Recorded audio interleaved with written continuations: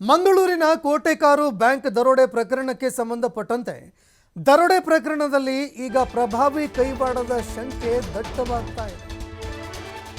ಏನೋ ಲೂಟಿ ಮಾಡಬೇಕು ಅಂತ ಬಂದು ನೋಡ್ತಾ ಇದ್ದಂತೆ ಒಂದು ಬ್ಯಾಂಕನ್ನು ಲೂಟಿ ಮಾಡಿ ಇಲ್ಲಿಂದ ಪರಾರಿಯಾಗಿದ್ದಲ್ಲ. ಈ ಒಂದು ಕೋಟೆಕಾರು ಬ್ಯಾಂಕ್ನ ದರೋಡೆ ಪ್ರಕರಣದಲ್ಲಿ ಪ್ರಭಾವಿಗಳ ಒಂದು ಕೈವಾಡ ಇದೆ ಅನ್ನುವಂತಹ ಒಂದು ಶಂಕೆ ಕೂಡ ವ್ಯಕ್ತವಾಗಿತ್ತು.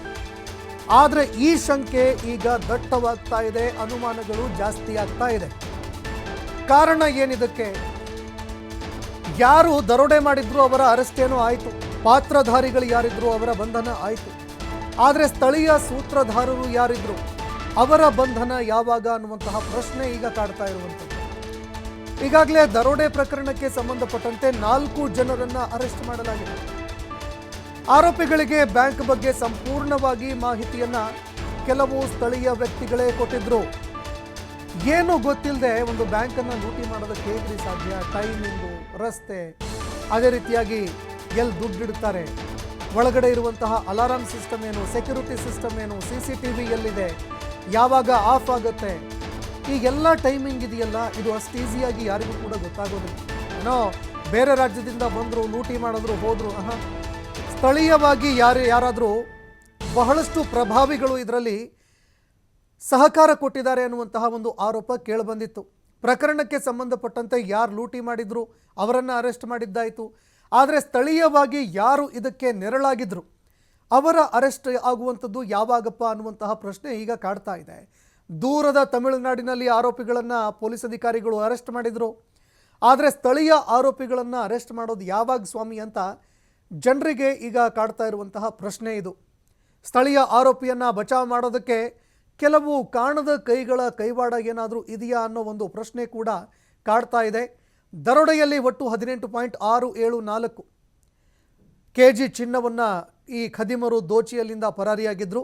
ಸರಿಸುಮಾರು 19 kg ಚಿನ್ನ. ಈ ಪೈಕಿ 18.314 kg ಚಿನ್ನವನ್ನು ವಶಕ್ಕೆ ಪಡೆದುಕೊಂಡಿದ್ದಾರೆ ಪೊಲೀಸ್ ಅಧಿಕಾರಿಗಳು. ಅಂದರೆ ಸರಿಸುಮಾರು 300 ಗ್ರಾಮ್ನಷ್ಟು ಚಿನ್ನ ಈಗಾಗಲೇ ನಾಪತ್ತೆಯಾಗಿದೆ. ಅಂದರೆ ಅಷ್ಟು ಚಿನ್ನ ಈವರೆಗೂ ಕೂಡ ಕೈಗೆ ಸೇರಿಲ್ಲ. ಸದ್ಯ 3 ಬಂಧನ ಸೇರಿ ಒಟ್ಟು 360 ಗ್ರಾಮ್ ಚಿನ್ನ ವಶಪಡಿಸ್ಕೊಳ್ಳೋದಕ್ಕೆ ಇನ್ನೂ ಬಾಕಿ ಇದೆ. ಹೀಗಾಗಿ ಬ್ಯಾಂಕ್ ಲೆಕ್ಕಾಚಾರ ಪ್ರಕಾರವಾಗಿ ನೋಡಿದಾಗ 11,67,044 ರೂಪಾಯಿ ನಗದು ಕೂಡ ದರೋಡೆ ಮಾಡಿದ್ರು. ಈ ಪೈಕಿ ಹಣ ಕೂಡ ಈಗ ವಶಕ್ಕೆ ಪಡೆದುಕೊಂಡಿಲ್ಲ, ಕೆಲವು ಹಣ ಅನ್ನೋ ಮಾಹಿತಿಗಳು ಲಭ್ಯವಾಗ್ತಾ ಇದೆ. ಈ ಬಗ್ಗೆ ಮತ್ತಷ್ಟು ಮಾಹಿತಿ ಕೊಡ್ತಾರೆ ಪ್ರತಿನಿಧಿ ಆದಿತ್ಯ. ಫೋನ್ ಸಂಪರ್ಕದಲ್ಲಿ ಜಾಯ್ನ್ ಆಗಿದ್ದಾರೆ. ಆದಿತ್ಯ, ಈ ಕೋಟೆಕಾರು ಬ್ಯಾಂಕ್ ಪ್ರಕರಣ, ದರೋಡೆ ಪ್ರಕರಣಕ್ಕೆ ಸಂಬಂಧಪಟ್ಟಂತೆ ಎಲ್ರಿಗೂ ಕೂಡ ಸಹಜವಾಗಿ ಕಾಡಿದ್ದ ಪ್ರಶ್ನೆ, ಸ್ಥಳೀಯರ ಒಂದು ಸಹಕಾರ ಇಲ್ಲದೆ ಲೂಟಿ ಮಾಡೋದಕ್ಕೆ ಸಾಧ್ಯನೇ ಇಲ್ಲ ಅಂತ. ಎಲ್ಲೋ ತಮಿಳುನಾಡಿನಲ್ಲಿ ಇದ್ದಂಥ ಆರೋಪಿಗಳನ್ನು ಅರೆಸ್ಟ್ ಮಾಡಿದ್ರು. ಆದರೆ ಸ್ಥಳೀಯವಾಗಿ ಯಾರು ಸಹಕಾರ ಕೊಟ್ಟರು ಅವ್ರನ್ನ ಅರೆಸ್ಟ್ ಮಾಡೋದಕ್ಕೆ ಯಾಕೆ ವಿಳಂಬವಾಗ್ತಾ ಇದೆ, ಏನು ಎತ್ತ ಅಂತ? ನಿಜಕ್ಕೂ ಸಂತೋಷ. ಕೋಟೆಕಾರು ಬ್ಯಾಂಕ್ ದರೋಡೆ ಪ್ರಕರಣವನ್ನ ಕಂಡಂತ ಸಂದರ್ಭ ಇಲ್ಲಿ ಸ್ಥಳೀಯರ ಸಹಕಾರ ಬಹಳ ದೊಡ್ಡ ಮಟ್ಟದಲ್ಲಿ ಇದೆ ಅನ್ನುವಂತಹ ಅನುಮಾನ ಪ್ರಾರಂಭಿಕ ಹಂತದಲ್ಲಿ ಮೂಡಿತ್ತು. ಮತ್ತು ಈ ದರೋಡೆಕೋರರು ಏನಿದ್ದಾರೆ, king pin Murugan D Thevar, ಇದನ್ನ ಬಂಧನ ಮಾಡುವಂತದ್ದು ಕೂಡ ಪೊಲೀಸರಿಗೆ ಬಹಳ ಸವಾಲಿನ ವಿಚಾರ ಆಗಿದೆ. ಯಾಕಂದ್ರೆ ಒಂದೇ ಒಂದು ಸುಳಿವನ್ನು ಕೂಡ ನೀಡದೆ ಕೇವಲ ಒಂದು ಕಾರಿನ ಆಧಾರದಲ್ಲಿ ಕಳ್ಳರನ್ನ ಪೊಲೀಸರು ವಶಕ್ಕೆ ಪಡೆದಿದ್ದು ನಿಜಕ್ಕೂ ಇದು ಪ್ರಶಂಸನೀಯ. ಯಾಕಂದ್ರೆ ಬಹಳ ಟಫೆಸ್ಟ್ ಕೇಸಿದ್ರು. ಇದೆಲ್ಲವೂ ಈಗ ಸದ್ಯ ಆರೋಪಿಗಳ ಬಂಧನ, ಕ್ರಮಶಃ 3 ಆರೋಪಿಗಳ ಬಂಧನ ಆಗಿದೆ. ಇದರೊಂದಿಗೆ ಷಣ್ಮುಗಂ ಸುಂದರಂ ಅನ್ನುವಂತ ಮುರುಗನ್ ಡಿ ತೇವರ್ನ ತಂದೆ ಏನಿದ್ದಾರೆ ಇದನ್ನ ಬಂಧನ ಕೂಡ ಆಗಿರುವಂತದ್ದು. ಆದ್ರೆ ಉಳಿದಂತ ಆರೋಪಿಗಳ ಬಂಧನ ಯಾಕೆ ವಿಳಂಬ ಆಗ್ತಾ ಇದೆ ಅನ್ನುವಂಥದ್ದು ಸದ್ಯ ಮೂಡಿರುವಂತ ಪ್ರಶ್ನೆ. ಅಂದ್ರೆ ಇನ್ನು 3 ಆರೋಪಿಗಳು ಸೇರಿದಂತೆ ಓರ್ವ ಸ್ಥಳೀಯ ಇದರಲ್ಲಿ ಭಾಗಿಯಾಗಿದ್ದಾನೆ ಅನ್ನುವಂಥದ್ದು, ಆತನೇ ಸೂತ್ರಧಾರ ಅಂತವನು ಕೂಡ ಅನುಮಾನ ವ್ಯಕ್ತವಾಗ್ತಾ ಇರುವಂತದ್ದು.